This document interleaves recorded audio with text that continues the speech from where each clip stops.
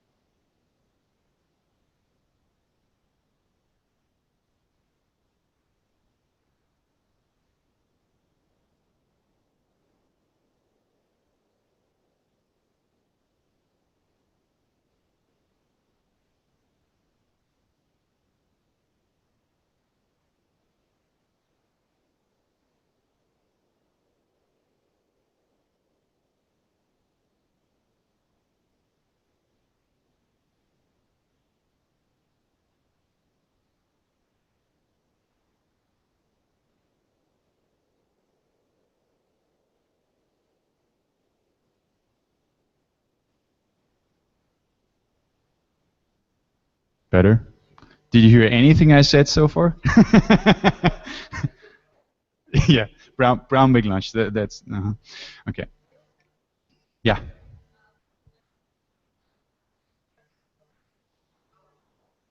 yeah,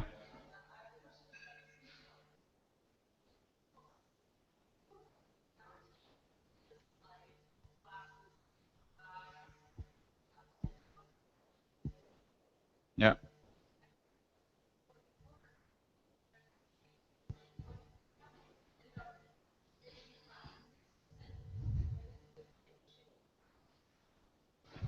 Okay. So the question is, if you don't finish an OKR in one quarter, do you just throw it out, or do you keep going at that? You can do both. I mean, you could set yourself the same goal next quarter because you figure out, oh, that's actually worked out well for me. I'm just doing the same. Um, like doing one class. I guess if it's an online course over a period of time, that works. Otherwise, it would be just a 0-1 type thing. Yeah, yeah,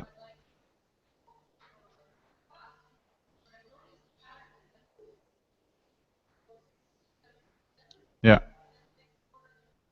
Different ones. So people go to 60, 70%, and then next quarter they do different things. Um, that's fine. I mean, I read most of the books I read only 60% because you get bored or you only read the parts that you actually like or interested in. But you could also say, I mean, if you had read about a book, you could say, all right, I read the rest of this one book, which is 40%, and then I read another 30% of another book. So could still work. Right. So this is what I always took as a guideline how to phrase OKRs, which is to focus on outcomes and not outputs. So the outcome would be the desired effect, as in 2,000 unique visitors, rather than the focusing on the created artifact, as in I wrote 3 blog posts. So try to focus on the effect, because maybe I can, that opens up the possibility to experiment with different outputs to reach the same or better effect. That clear?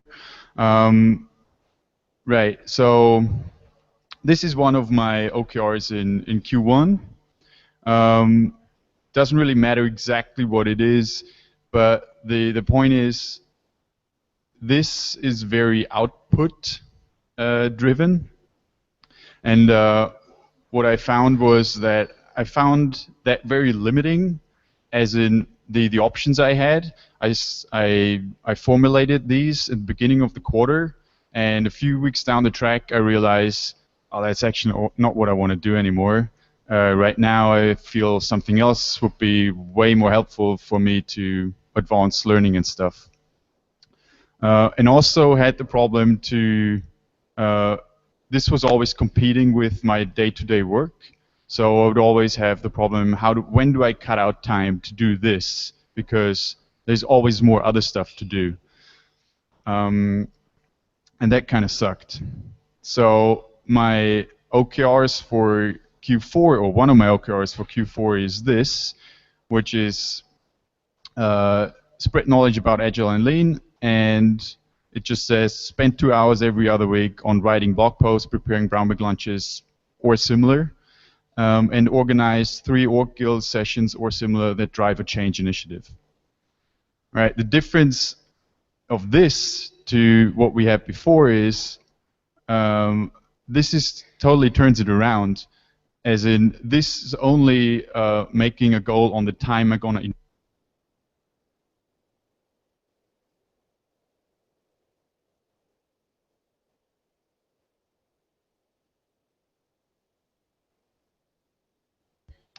But it actually says nothing about what I'm going to do in that time, which fixes the 2 earlier problems. It doesn't limit my options whatsoever. It defers it. I still have to come up with later what I'm going to do, but I kind of like that, because I don't like the limiting part, but the exploring part. I could do anything that I feel is important in 4 weeks. Um, the problem is, um, well, we get to the problems later. So this doesn't say anything about specific results, but it increases or it gives me a lot of flexibility.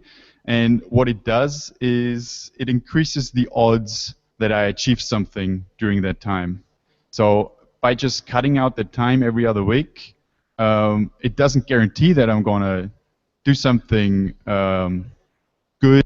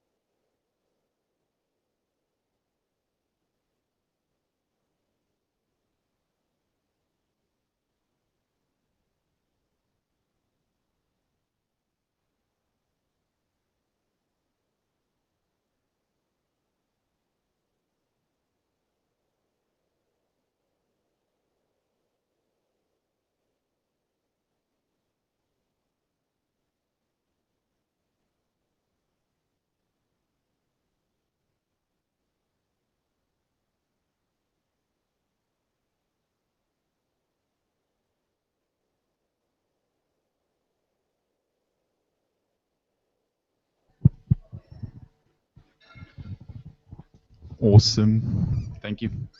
So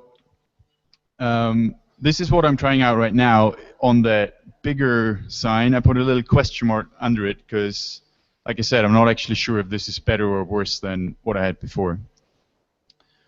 So if you say system what, I got this whole idea from a blog post I read a while ago and that I recalled from trying to come up with OKRs by Scott Adams, and he describes a system as in, or he wrote a blog post about it, and he says this what a system is. Because he says writing is a skill that requires practice. So the first part of my system involves practicing on a regular basis. I didn't know what I was practicing for exactly, and that's what makes it a system and not a goal. So basically, you just cut out the time and repeatedly practice something, and you assume that you're getting better at something that you're doing during that time, but you don't know what it is. And another quote I quite like is, I'm not going to read it all, but the important part is, systems just move you from a game with low odds to a game with better odds. So if you don't cut out the time, you have better chances of or worse chances of achieving something. If you do cut out the time and practice during that time, that increases your odds of success. But it doesn't tell you where you're going with that.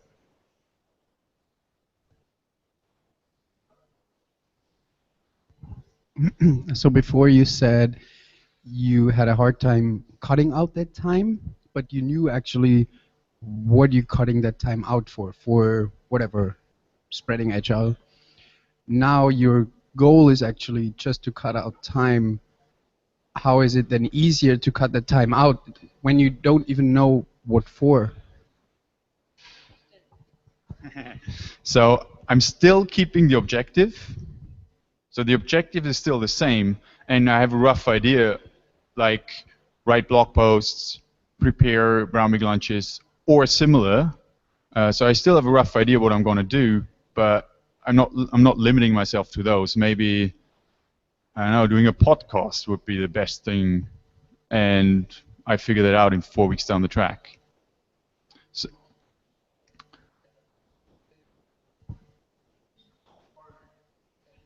yeah, sure, you still have to cut out the time. You just make it a ritual, as in, all right, every Thursday afternoon from 2 to 4, I'm doing this. And as you keep doing it, it becomes a habit, and it doesn't get as hard anymore because I already know when Thursday lunchtime rolls around that I'm going to do this, and everyone knows at some stage as well, oh, Manuel's not here on Thursday afternoons, he's doing his writing time.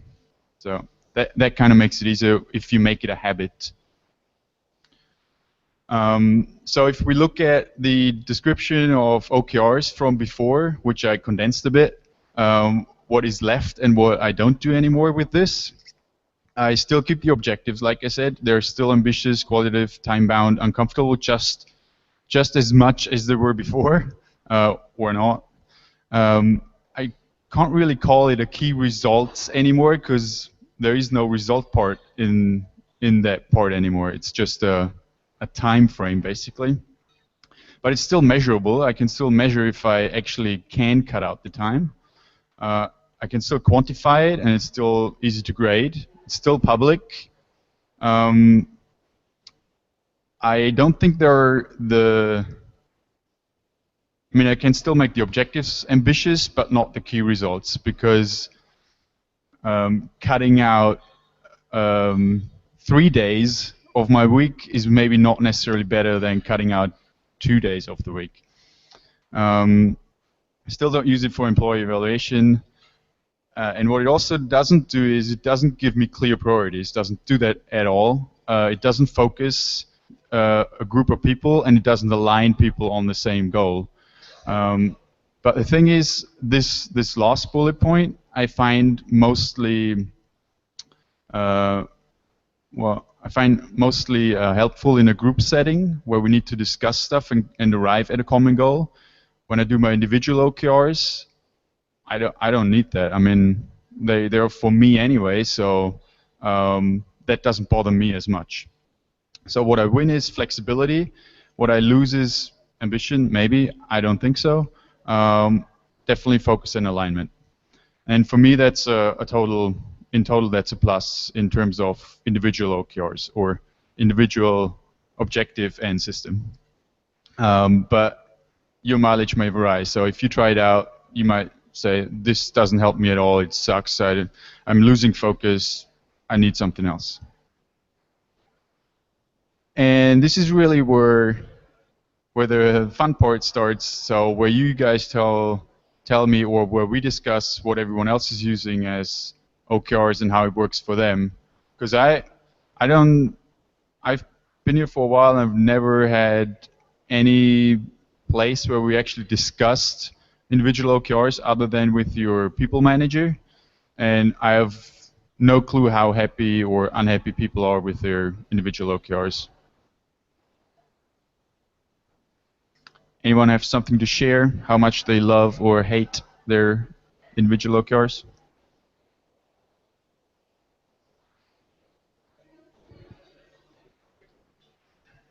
Huh?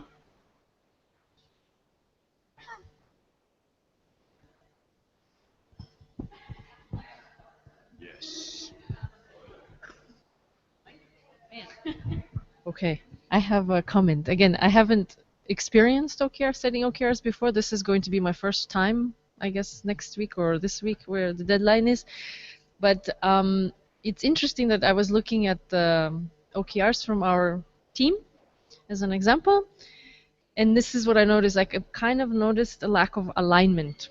And this is what you're saying, that they're supposed to be aligned. But what I noticed that everyone is kind of saying become a better engineer or become a so and so and so, and I'm not really sure how is it aligned with the company goal. So as it is presently, like the goals were very, very individual and not necessarily, there's no, that's my comment. Well, that is, I think, that is what I noticed as well. And I'm not sure if this is the intention of that part. I'm assuming what it was actually intended for was to break down the group setting goal we're in, and for us, the department, to on an individual level. So what can I do to help fulfilling that bigger goal? But this is not at all how we use it. We use it for personal development. And there, I don't think key results help me. That's why I replaced it with a system. But yeah, that would be another discussion altogether. What are individual OKRs for? Is it for personal development, or is it actually to break down the group goal on an individual level?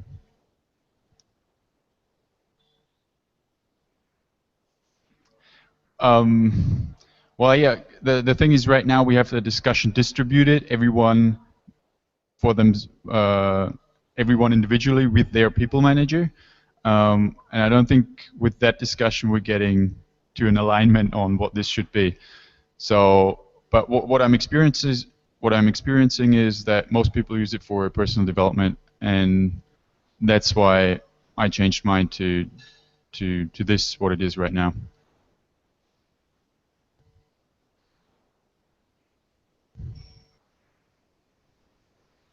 Any other comments?